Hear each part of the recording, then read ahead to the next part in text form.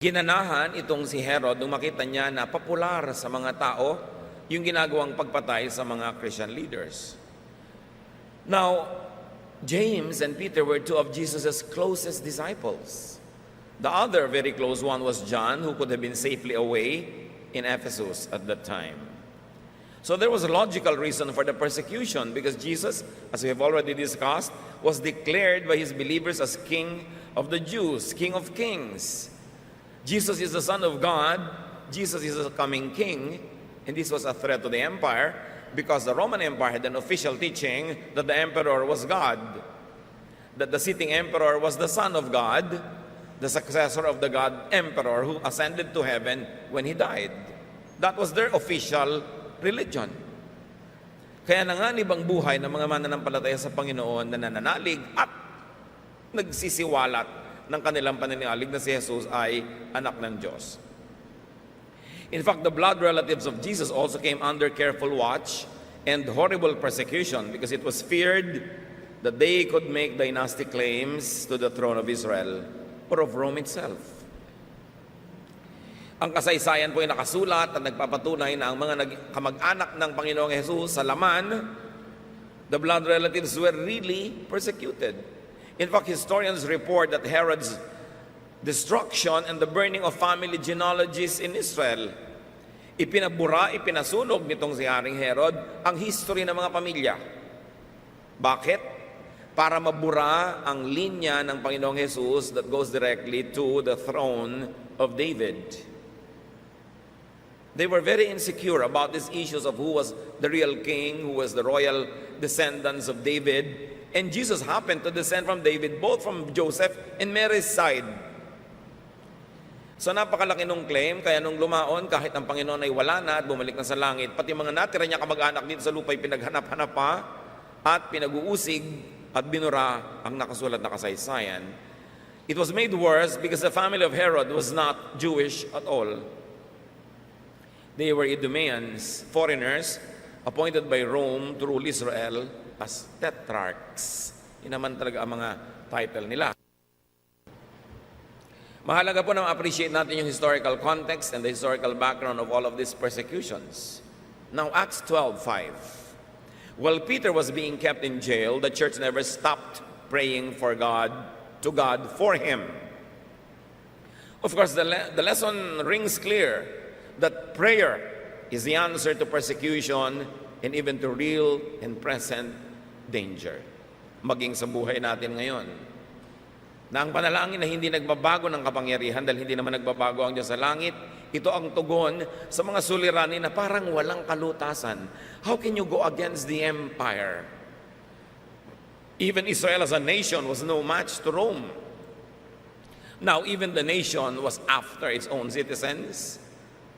And Peter was in jail to be tried very, very soon and very likely to be killed also, like Stephen, like James, and very much like Jesus.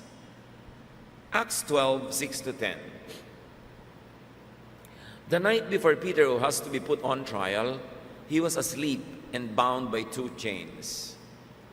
A soldier was guarding him on each side, and 2 other soldiers were guarding the entrance to the jail. Suddenly an angel from the Lord appeared, and light flashed around in the cell. The angel poked Peter in the side and woke him up. Then he said, "Quick, get up." Sa bisperas ng paglilitis, nung gabi na yon, bago dumating ang kinaumagahan na siya ililitisin, biglang nagliwanag dito sa kulungan at isa anghel ng Panginoon ang isinugo ng langit at naglaglagan ang mga kadena, nakalag ang mga kadena nitong si Pedro. Naranasan niyo na ba na may makati kayong bahagi ng katawan, hindi niyo makamot? Dahil hindi niyo maabot or whatever? Pero ito, nakakadena ka, talagang hindi mo maabot ano man ang mangyari. Mahirap. Pero nalaglag ang mga kadena at kinalabit nitong anghel si Pedro upang bumangon at sabi, "Magmadali ka, tayo." The chains fell off his hands. And the angel said, "Get dressed and put on your sandals." Peter did what he was told. Then the angel said, "Now put on your coat and follow me." Peter left with the angel, but he thought everything was only a dream. They went past the two guards of soldiers, and when they came to an iron gate to the city, it opened by itself. They went out and were going along the street when all at once the angel disappeared. Di kaginsa-ginsa, lumabas ang anghel, nalagot ang mga kadena, nagliwanag doon sa karasel, at siya ay kinalabit at pinabangon, at sabi, magmadali ka, magbihis ka, isuot mo ang iyong sapin sa paa, magbalabal ka, at tayo'y aalis. At hindi sila nakita ng mga nagbabantay na nakatayo sa dalawang panig ng pintuan. At ang pintong bakal ay kusang nagbukas, at sila'y nandun na sa labas, sa kalsada, habang madilim pa. At biglang nawala ang anghel nung si Pedro ay nasa labas na. Now, Peter slept through it all.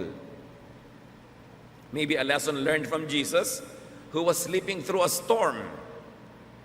Can you imagine yourself being tried the following morning with two of your closest co-workers already dead in the name of Jesus because of the same accusation, and you fall asleep? What kind of trust is that? Meanwhile, the church was praying. Yung may magagawa, nanalangin. Yun ang magagawa nila eh. At si Pedro naman, itinulog. Isang malaking leksyon sa atin mga kapatid. Nakakadena ka, wala ka naman magawa sa oras na ito, manalangin ka, tapos matulog ka na lang. Kasi wala ka nilang naman magagawa. Ano magagawa mong mag-alala? Ano magagawa mong matakot, mapuyat, lalo lamang na lalala ang kalagayan mo dahil masisira ang iyong kalusugan, mawawalan ka ng galing mag-isip dahil puyat ka. So itulog mo na lang. Matapos ka manalangin. And get prayerful support from other people, because that's the best that people can do to get support from fellow believers. Now, light was there, and it's usually, but not always, accompanied the arrival of angels. And the angel said, quick. Napapansin nyo ba? Sa Bible, angels seem to be always in a hurry. Merong definite time frame ang kanilang mga misyon. Quick. Sa Sodom, quick. Laging madalian nyo. Now, let's take a look at the components of this miracle and the rescue. First were the automatic components. Alin ang mga automatic dito, hindi ginawa ng tao, nangyari na lang, nalaglag ang mga kadena. The chains fell off. The iron gate opened. The guards were blinded. Automatic. This is what heaven does for people. And if you would look at them, there were things that people could not do on their own. So heaven did for Peter what he could not do.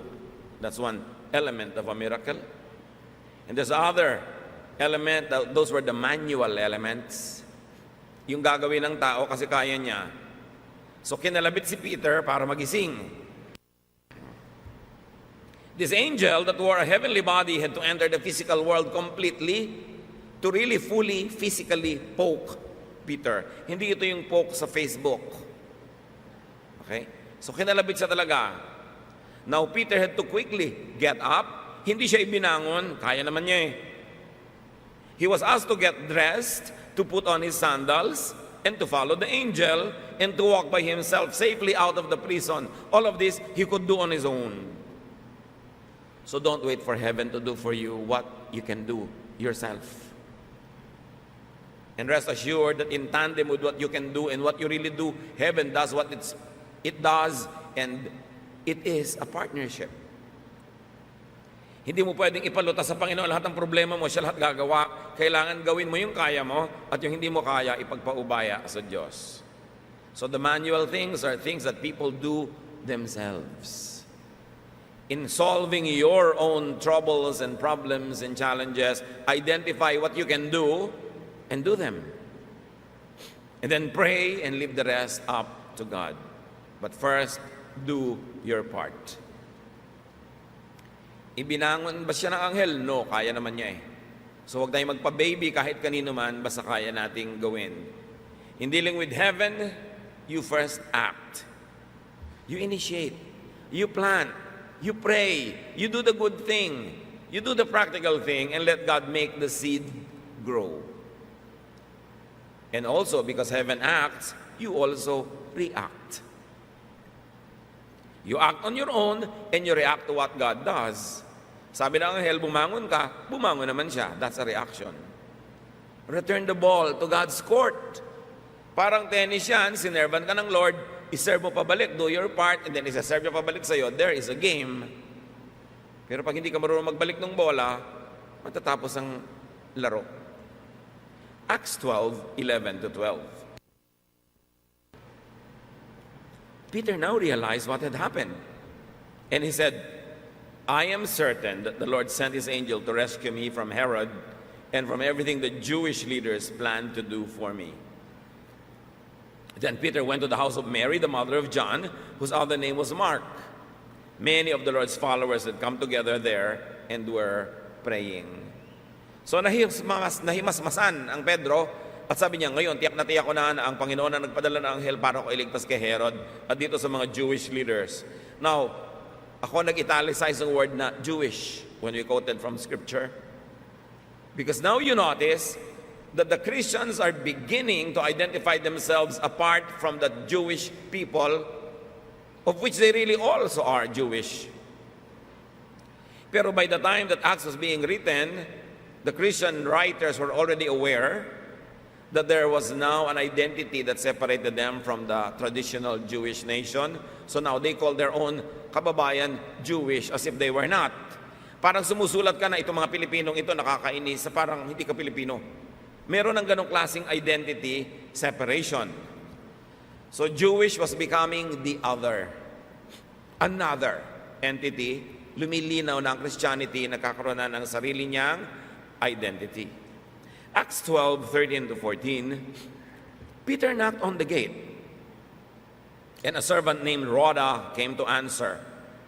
When she heard Peter's voice, she was too excited to open the gate. She ran back into the house and said that Peter was standing there.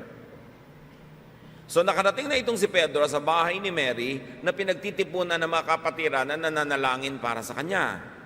Sa pagkatok niya, itong katulong na babaeng si Rhoda, ang lumabas ng bahay, naglakad doon sa patio, nakarating doon sa gate, at sino to? At nung marinig niya si Pedro, sobra siyang na-excite, hindi niya binuksan ang pinto, nagtatakbo siya pabalik ng bahay. But this Rhoda must be very special because she's one of the very few women in the New Testament that was mentioned with a name. Not even the names of the sisters of Jesus were mentioned. But this was a servant and a woman, and she was named Rhoda. Para siyang si Mary Magdalene. Sa kanya unang, nagpakita itong si Pedro matapos magkaroon ng pangalawang buhay galing sa kulungan, na parang si Mary Magdalene naman sa kanya unang nagpakita ang Panginoong Jesus noong ang Panginoon ay bumangon. Both were female and both were recipients of the great privilege of being the first to know about a great miracle. So sabi niya, si Pedro, nasa labas. Acts 12:15-16, you are crazy, everyone told her. But she kept saying that it was Peter. Then they said, it must be his angel. But Peter kept on knocking until finally they opened the gate. They saw him and were completely amazed. So there's something very interesting here. The church was assembled praying for Peter's deliverance, and now that Peter was delivered, they wouldn't believe it. Hindi kaya sila naniniwala sa sarili nilang dasal? So, the woman was called crazy, like Mary Magdalene was also called crazy by some of the disciples. Sabi nila, his angel yan, yung spiritual body lang niya yan, yung multo lang niya yan, yung kaluluwa niya lang yan, hindi yan yung tunay niyang katawan. And they were completely amazed. They did not seem to expect much. But nevertheless, the Lord moved. And the Lord moved powerfully, majestically, amazingly. Siyempre, si Pedro hindi pinagbigyan. Alam naman niya yung turo ni Jesus, knock and it shall be open to you. So hindi siya tumigil kakakatok. He just kept knocking. This is a constant biblical philosophy. Just keep knocking. Kung ano man ang kinakatukan nyo ngayon sa buhay nyo, mga kapatid, just keep knocking. Basta alam nyo na mabuti yon at para sa ikabubuti ninyo o ng higit na nakararami, Sabi ng Panginoon, huwag kang mapapagod humingi. Ask, and it shall be given you. Seek, and you will find. Knock, and the door will be open to you. Kung matampuhin siya, di sana, huwag niya nga. Umalis na siya. Huwag kayong tampurista, mga tampurista, losers. Walang mangyayari sa inyo pag tampo kayo ng tampo. Lalo kung hindi pa man lang napansin na nagtatampo kayo. Parang taguan, tago kayo ng tago, wala naman naghanap. Tapos dahan-dahan na kayong lalabas mag-isa, pawis na pawis. Yung pala kumakain na yung mga kalaro nyo. Huwag kayong tampurista sa buhay. Kailangan, keep insisting. Heaven rewards yung mapilit na mga pananalangin. At huwag kayong bibigay. Acts 12:17, Peter motioned to them to keep quiet. Then he told how the Lord had let him out of jail. He also said, tell James and the others what has happened. After that, he left and went somewhere else. Si James yung isa sa mga actual leaders na ng church, the brother of the Lord. So apparently, James was not there. It was wise for them not to be all in one place. Of course, you don't put all of your eggs in one basket. At the time, there was persecution, hinuhuli yung mga leader, dapat lang na maghiwa-hiwalay sila, huwag sama-sama sa isang lugar. Pero, ito na bang si Pedro rin, matapos sila ipasabi sa mga nananalangin at nag-aalala, okay na ako, umalis na rin siya. Mga kapatid, kung may nananalangin para sa inyo, utang na loob naman, gumaling na pala kayo, sabihan nyo naman. Kung minsan ako mismo nararanasan ko, ang tagal-tagal akong idadalangin, gumaling na pala. Tapos makikita mo sa mall, pakalat-kalat doon. Akala ko ba nakaratay ka? Ay, matagal po akong gumaling. Ba't di ka malang nagsasabi? Pagod na kaming kadadasal para sa iyo, galing ka na pala. Ganoon yung maraming tao, mga kapatid. Huwag natin tularan. Pag bad news, nandyan yung mukha nila, nakakalat sa iyo. Pero pag good news, hindi mo na magkwento. Pag wala silang pera, nandyan. Para magdilihensya. Pero pag maraming pera, hindi mo mabalitaan kung nasan. Yung pala, nagbakasyon kung saan-saan, hindi ka man lakasali. Ni wala ka pa sa lubong. Kailangan, nagsasabi tayong, okay na ako. Maganda ang balita ko ngayon. Hindi lahat ng pagpunta natin sa kamag-anak, sa kaibigan, dahil manghihiram. Meron naman, punta ka doon na, ba't ka nandito ka na naman? Di ba, dinalang kita ng regalo. Di biglang napangiti ngayon ang kaharap mo. Yung mabaligtad naman na meron namang good news sa'yo, inililibre ka isang taon, minsan naman sabihin mo, ay wag mo naman ako ilibre ngayon. Ngayong linggo, ako naman maglilibre sa'yo. Or, babayaran ko yung gastos para sa sarili ko. Hindi yung lagi ka nalang nakaasa. Bibigyan mo ng pahinga ang gumagastos, ang naglilibre, ang nagsusuporta. Para pag nakikita yung mukha mo, hindi ka naman pagsawaan. Na laging hihingi ka nalang hihingi. So Peter came with a good news. Good news, I'm okay, but now that you know it, you can rest. Then he went away. At sabihin ninyo sa mga kapatiran natin ang magandang nangyari. Hearers always have to be tellers. Alam mo ang balita tungkol sa Panginoon, pues ipamalita mo. Natatagpuan mo ang presensya ng Panginoon, halimbawa sa kapatiran, sa mga worship services, sa church, magdala ka ng iyong mga kaibigan. Bring a relative, bring a friend. Share good things, not only the bad. Tell people about what you hear from the Bible and what you hear from God in your personal reflection. So Peter left and went somewhere else for security. For his security and for that of the group. One major lesson, do not needlessly and foolishly put the church at risk, in danger. Marami pa pong churches hanggang ngayon nagtatago. Hindi lingid sa inyong kaalaman, you know that we have many underground churches in countries where Christianity is not openly practiced because it is not allowed. So we have very, very elaborate policies how to keep the safety of our people. So hindi nyo ipinapahamak ang mga kapatiran dahil lang sobra kayong masigasig. Halimbawa, sa mga bansa na ipinagbabawal po ang mga open worship, mayroong mga Christians who are actually really being arrested for worshiping. They're being arrested, and they say they are being persecuted. But the truth is, they're being arrested because they're too noisy. Mayroong mga fellowship sila, and they park just anywhere, and some other people's driveways are blocked by their own cars, so these people will call the police, and the fellowship will be raided, not because they are worshiping Jesus, but because they are blocking driveways of neighbors. Then some of them would get into their fellowship houses, loudly, noisily disturbing neighbors. They will call the police, so people will think, the police is after us because we're Christians. Well, actually, because they are a disturbance to the community. Kailangan marunong tayo ng good manners. Even in countries that are free, kailangan hindi ka gumagawa ng paraan para nasisiraan tuloy yung church. There are many community churches, magsisimula ng worship. May mga drum spot, mga kung ano mga trompeta ng 5 a.m. E di siyempre maiinis ang mga kapitbahay mo doon. Ipinapahamak mo yung church with careless behavior. It is important to be sensitive to those issues, especially in places and times of persecution. Balik tayo kay Pedro. Bigla siyang nawala sa kulungan. Automatic bumukas ang pintuan, automatic sumara uli. Ang kadena hindi naman nilagot pero nalaglag. Ang mga gwardiya nandun naman sa mga poste nila, pero wala silang nakitang lumabas. Malaking kaguluhan kinabukasan. Acts 12:18-19. The next morning, the soldiers who had been on guard were terribly worried and wondered what had happened to Peter. Herod ordered his own soldiers to search for him, but he could not find him. Then he questioned the guards and had them put to death. After this, Herod left Judea to stay in Caesarea for a while. Hindi magkamayaw ang mga sundalo doon sa kulungan dahil nawawala ang bilanggo, ang kanilang star prisoner was missing. Investigations had to be done.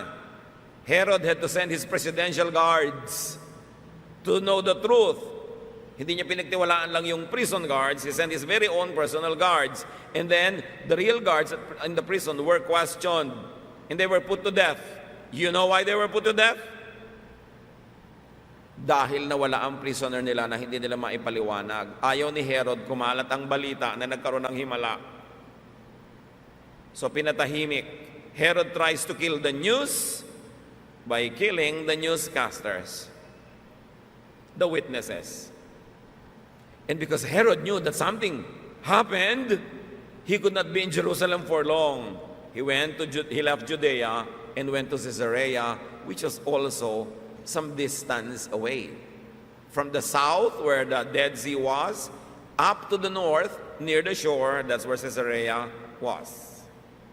And it was not an easy travel, but he had to leave Jerusalem. The news was getting too hot, and who knows what could happen next. So he had to get out of this very troublesome situation. Acts 12:20-23. Meanwhile, ito na si Herod, he holds court in the north, where he really resides. Yun talagang area niya. He was not really from Jerusalem. Doon ang kanyang area. Acts 12:20-23. Herod and the people of Tyre and Sidon were very angry with each other. But their country got its food supply from the region that he ruled.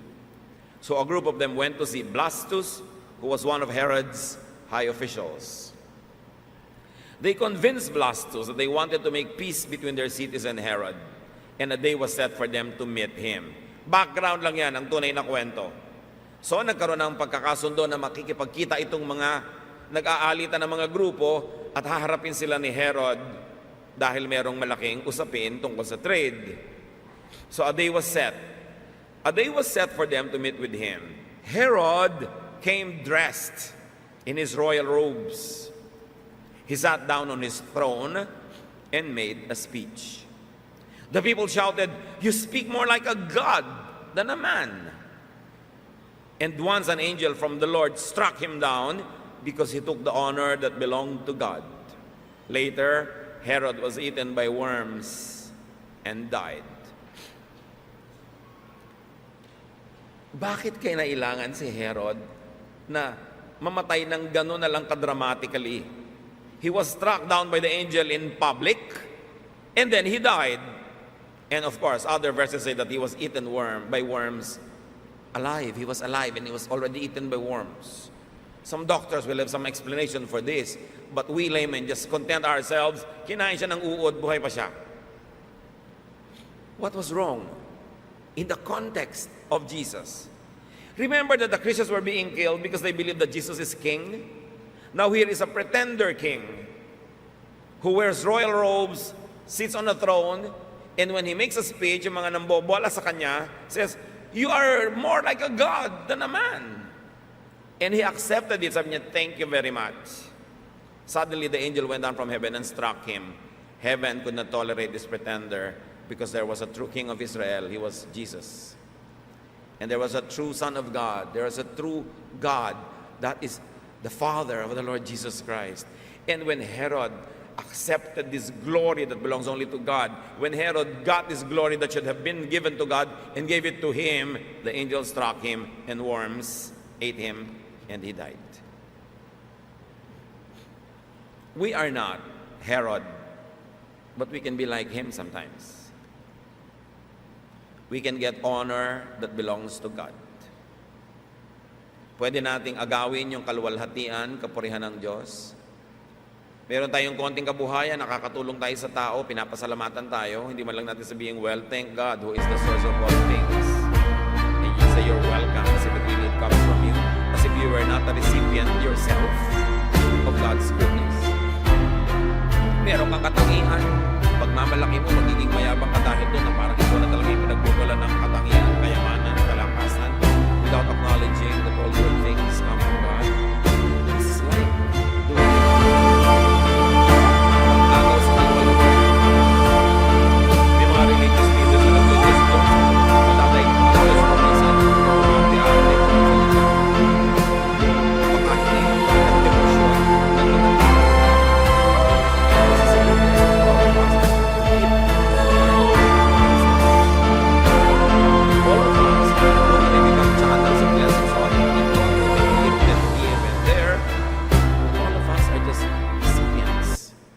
God's mercy, of God's goodness, of God's kindness. And never once should we be tempted nor deceived to allocate for ourselves the glory that belongs only to God. So Herod and his cheering squad tried to assert and reassert his claims to the throne. Actually, it was a very defiant move. Why did Herod make an extra effort to wear royal robes and a crown and to sit on a throne for a very simple meeting? Because he was trying very hard to discredit the claims that Christians are making for Jesus. He was trying to reassert his identity as the King of the Jews, not this Jesus who was killed on the cross. It was a direct affront to the very identity of Jesus and the very reason that he died.